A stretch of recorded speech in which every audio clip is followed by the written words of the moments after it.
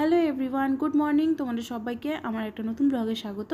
তো এরকম মেঘলা আকাশের সকালটা নিয়েই তোমাদের সাথে আজকে ব্লগটা শুরু করছি। আর উনি দেখো গাড়ি মুছছেন দোকানে যাবে বলে। আর এদিকে সাত সকালে আমি এখন রান্না বসিয়ে দিয়েছি, কারণ আজকে যাব আমি ও বাড়িতে, যেহেতু শীতলষ্ঠমী পুজো, যার জন্য আমি যাব।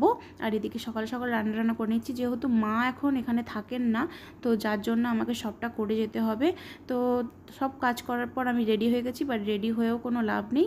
ভালোই জল হচ্ছিল, যার জন্য আমার মনটা খুবই খারাপ ছিল। সারাদিন আমি কি করব না করব প্ল্যান ভেবে রেখেছিলাম, বাট সব কিছুই উল্টো হচ্ছে।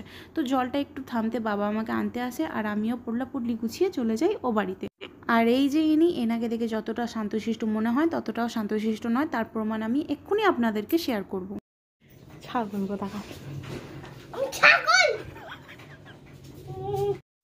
তো তারপর প্রমাণ দেখানোর পর আমরা বেরিয়ে পড়ি মেলা দেখতে, কারণ কখন জল হচ্ছে না হচ্ছে সেই আশায় না বসে থেকে আমরা এখন বেরিয়ে পড়েছি মেলা দেখতে।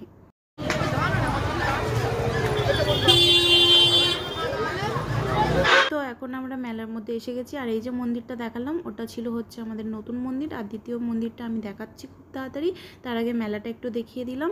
আর এইগুলো দেখে কার কার ছোটোবেলাকার কথা মনে পড়ে যাচ্ছে তোমরা কিন্তু অবশ্যই কমেন্ট বক্সে জানিও।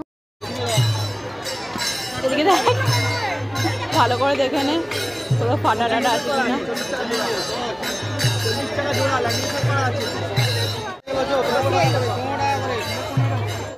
তো এখান থেকে আমি 4টে কাপ নিয়েছিলাম, কারণ বোনের পছন্দ হয়েছিল।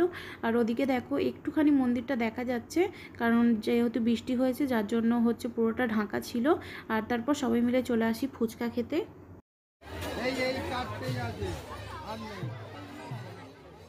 তো এখানে কাকিমার একটা ব্যাগ পছন্দ হয়েছিল, যেটা হচ্ছে অন্য কেউ নিয়ে নেয়, যার জন্য হচ্ছে কাকিমা আবার আসে ব্যাগটা দেখতে যে আদৌ আছে কি নেই।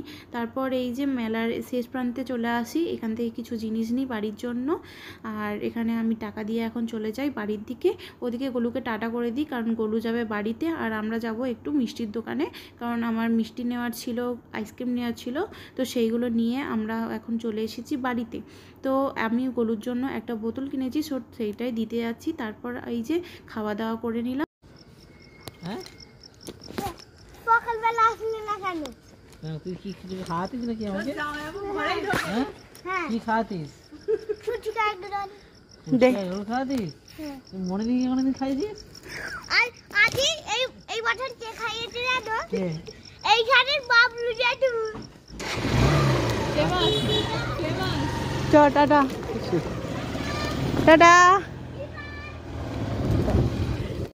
আর এদিকে আমি সারা দুপুর সন্ধে হচ্ছে ঘুমিয়ে কাটিয়ে দিয়েছি। আর এখন রাত্রের দিকে আমার বর চলে এসেছিলো আনতে।